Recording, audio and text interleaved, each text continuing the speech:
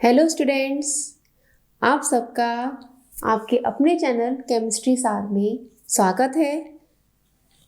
आज हम पढ़ेंगे S block elements, P block, D block and F block elements के बारे में। पूरी जो मॉडर्न पीरियड टेबल है जिसको 4 ब्लॉक्स में बांटा गया है, उसमें हर ब्लॉक्स की हम स्टडी आज करेंगे।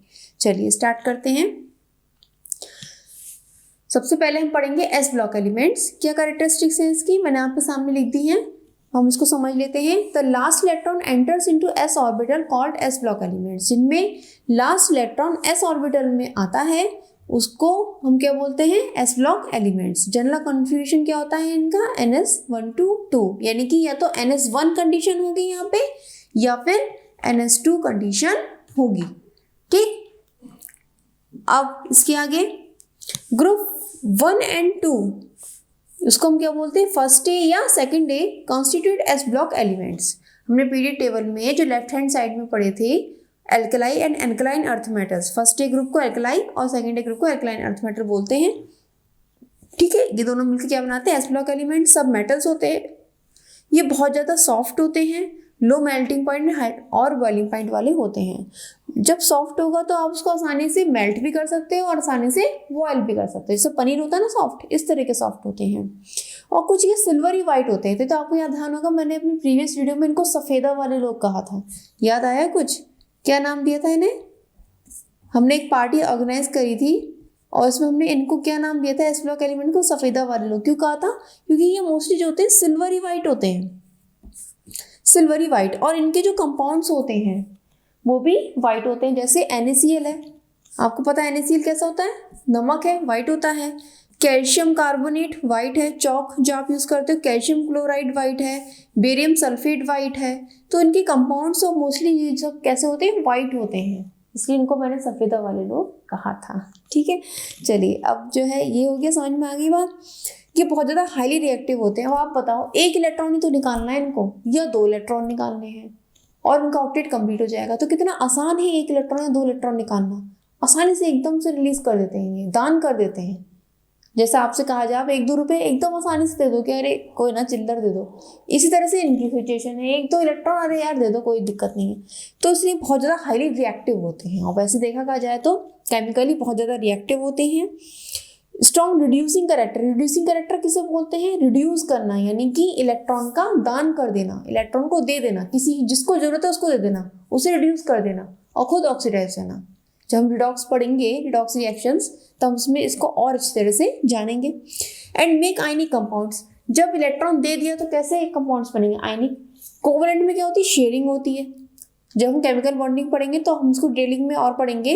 जब इलेक्ट्रॉन्स की शेयरिंग है तो कोवलेंट बॉन्ड, और जब इलेक्ट्रॉन दिए जा रहे हैं या लिए जा रहे हैं तो आयनिक बॉन्ड्स। तो कैसे बनाएंगे, ये आयनिक कंपाउंड्स बनाएंगे। क्लियर हो गई बात? आप यहाँ एग्जाम्पल के तौर पे लिख सकते हैं।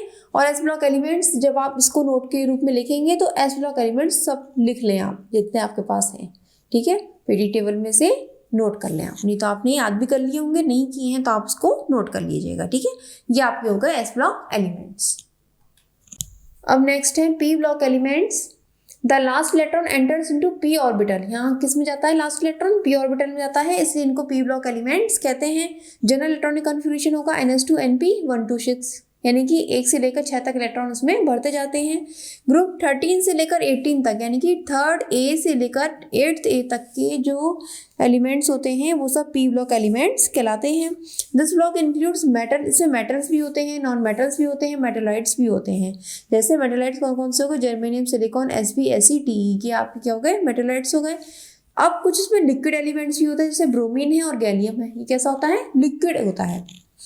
This block has gases elements. अब इसमें गैसेस एलिमेंट्स भी होते हैं, जैसे नाइट्रोजन है, हीलियम है, oxygen, fluorine, chlorine, argon, krypton, xenon, radon. इस तरह से जो है ये सब कैसे होते हैं, लिक्विड एलिमेंट्स। और रेडॉन कैसा होता है, रेडियो एक्टिव। रेडॉन कैसा है, रेडियो एक्टिव है। जीरो ग्रुप एलिमेंट्स है कंप्लीट ऑक्टेट, इनका ऑक्टेट कंप्लीट होता है जीरो ग्रुप का, और ये इनर्ट होते हैं। अब इसमें आयनिक कंपाउंड भी बनते हैं और कोवलेंट कंपाउंड भी बनते हैं। आप सोचो यहाँ तो कार्बन बैठा हुआ, कार्बन पे तो पूरी ऑर्गेनिक केमिस्ट्री बनी हुई है। क्यों? क्योंकि इसकी कोवलेंट कंपाउंड बनाने की और कैटिनेशन की पावर सबसे ज़्यादा होती है, जिसकी वजह से ये नए नए तरह तरह के कंपाउंड्स बनाता है कार्बन, इसलिए इसके बेस पूरी ऑर्गेनिक केमिस्ट्री बनी हुई है। ठीक है, तो ये हो गए आपके पी ब्लॉक एलिमेंट्स। अच्छा, जो S and P block elements होते हैं इन दोनों को क्या बोलते हैं, मिलाकर रिप्रेजेंटेटिव एलिमेंट्स बोलते हैं। क्या बोलते हैं इसको, ये भी आप एक लाइन लिख लो, S and P block elements जो हैं मिलाकर क्या कहलाते हैं, रिप्रेजेंटेटिव एलिमेंट्स कहलाते हैं। क्लियर हो गई बात, तो ये होगा एस और पी ब्लॉक एलिमेंट्स। नेक्स्ट है D block elements. The last electron enters into D orbital, यहाँ कहाँ जा रहा है, डी ऑर्बिटल में जा रहा है, इसलिए इनको क्या कहा गया है, डी ब्लॉक एलिमेंट्स कहा गया है। इनका जनरल इलेक्ट्रॉनिक कॉन्फ़िगरेशन होता है ns122 n-1 d1 to 10, यानी कि जो ऑटोमोस्ट ऑर्बिट है वो तो ns है और उसके अंदर वाली है n-1 d। तो लास्ट इलेक्ट्रॉन जो अंदर वाली शेल है उसके डी ऑर्बिटल में भरता है और 1 से लेकर 10 तक इलेक्ट्रॉन आते हैं, इसलिए ये इसका जनरल इलेक्ट्रॉनिक कॉन्फ़िगरेशन है। Group 3rd B, 4th B, 5th B, 6th B, 7th B, 8th B, 1st B and 2nd B constitute D block elements. Total कितने हो गए, आप गिन के देख लो, 10 हो जाएंगे पूरे, 1 2 3 4 5 6 7 8 9 10, क्योंकि इसमें 3 होते हैं तो 10 हो गए। This block includes metals only, इस ब्लॉक में केवल क्या होते हैं, मेटल्स होते हैं। D block lies between S and P block elements, आपने पीडी टेबल देखी, उसमें एस ब्लॉक लेफ्ट साइड है, पी ब्लॉक राइट साइड, उसके बीच में क्या है, डी ब्लॉक एलिमेंट्स हैं। फर्स्ट मैन मेड एलिमेंट्स कौन सा है, टीसी टेक्नीशियम, ये फर्स्ट मैन मेड एलिमेंट है। आप कैसे याद रखोगे इसको, जैसे स्कूल में बच्चों की टीसी मिलती है, टीचर प्रिंसिपल तो काट के देती है टीसी, ऐसे ये एलिमेंट भी किससे बनाया, मैन मेड है, टीसी। जैसे टीसी भी मैन मेड होती है ना, ऐसे ये एलिमेंट भी मैन मेड है। ठीक है, this elements show variable oxidation state, ये एलिमेंट्स क्या शो करते हैं, वेरिएबल ऑक्सीडेशन। जैसे अभी तो हमने एस एंड पी ब्लॉक में क्या पढ़ा, 2 इलेक्ट्रॉन देंगे या लेंगे या 3 इलेक्ट्रॉन का साझा करेंगे, लेकिन इसमें क्या होता है, या तो +2 वैलेंसी भी हो सकती है, +3 भी हो सकती है, +4 भी हो सकती है, +5 भी हो सकती है, वेरिएबल वैलेंसी शो करता है। Good tendency to form complexes, इनमें कॉम्प्लेक्स बनाने की बहुत अच्छी टेंडेंसी होती है और ये जो है कलर्ड कंपाउंड्स बनाते हैं। क्लियर हो गई बात, तो ये हो गई general characteristics of D block elements. Next F block elements, इसमें क्या होता है, लास्ट इलेक्ट्रॉन कहाँ एंट्री मारता है, एफ ऑर्बिटल में, जिस कारण के कहलाते हैं एफ ब्लॉक एलिमेंट्स। ठीक है, जनरल इलेक्ट्रॉनिक कॉन्फ़िगरेशन क्या होता है, ns2 n-1 d0 to 1 n-2 f1 to 14। इसका मतलब क्या है, देखिए कि ऑटोमोस्ट ऑर्बिट है, इसमें तो s ऑर्बिटल पूरा भरा हुआ है, उसके अंदर वाली शेल क्या कहलाएगी, n-1 d, और उसके भी अंदर वाली n-2, इसको बोलते हैं पेनल्टीमेट शेल और इसको बोलेंगे एंटी पेनल्टीमेट शेल, जो और भी अंदर वाली होगी। तो इसमें जो डी ऑर्बिटल में जाते हैं या तो कोई इलेक्ट्रॉन नहीं जाएगा 0 या 1 इलेक्ट्रॉन जाएगा। ठीक, और एफ ऑर्बिटल में 1 से लेकर 14 तक इलेक्ट्रॉन जा सकते हैं, 1 से लेकर 14 तक। तो ये उसका जनरल इलेक्ट्रॉनिक कॉन्फ़िगरेशन हो गया। जितने भी एफ ब्लॉक एलिमेंट्स हैं वो कौन से ग्रुप को बिलोंग करेंगे, 3rd B। ये बहुत इंपॉर्टेंट पॉइंट है, बच्चे इसमें कंफ्यूज हो जाते हैं कि इन्हें पीरियड टेबल में स्थान कहाँ दिया गया है। सब तो ये कहते हैं इनको नीचे दिया गया है, लेकिन वैसे इनकी एग्जैक्ट सिचुएशन कहाँ है पीरियड टेबल में, कौन से ग्रुप में है भाई, ये 18 ग्रुप है, उसमें कौन से ग्रुप में है ये एफ ब्लॉक एलिमेंट्स, तो वो ध्यान रखना है। स्कैंडियम के नीचे आपने देखा होगा, स्कैंडियम है, स्कैंडियम के नीचे यट्टरवियम आता है, यट्टरवियम के नीचे लेंथेनम, देन एक्टिनम, ये स्कैंडियम का है ग्रुप 3rd B।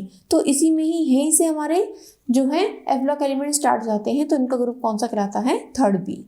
ठीक, इन सब में सब मेटल्स होते हैं। F block elements also called inner transition elements, इनको इनर ट्रांजिशन एलिमेंट्स भी कहते हैं। क्यों कहते हैं, क्योंकि देखिए इसमें इनर शेल भरते हैं, n-1 d इनर है और ये n-2 पेनल्टीमेट और भी ज़्यादा इनर है, तो इसलिए इसको इनर ट्रांजिशन एलिमेंट्स कहते हैं।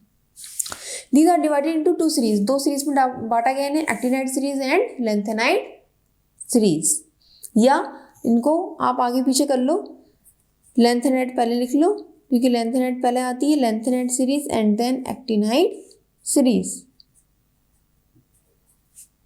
ठीक है, चलिए अब इसके आगे, these element show variable oxidation state, ये क्या शो करते हैं, डिफरेंट वेरिएबल ऑक्सीडेशन स्टेट, जैसे हमने ट्रांजिशन एलिमेंट्स में पढ़ा था इसी तरह से ये भी शो करते हैं, जैसे +2 +3 इस तरह से शो कर सकते हैं। They have tendency to form complexes, जब वेरिएबल ऑक्सीडेशन स्टेट शो कर रहे हैं तो कॉम्प्लेक्स बनाने की भी टेंडेंसी इनमें पाई जाती है। तो ये हो गए आपके चारों टाइप के ब्लॉक और उनके एलिमेंट्स की प्रॉपर्टीज। नेक्स्ट वीडियो में मिलते हैं, तब तक आप पढ़ते रहिए। All the best.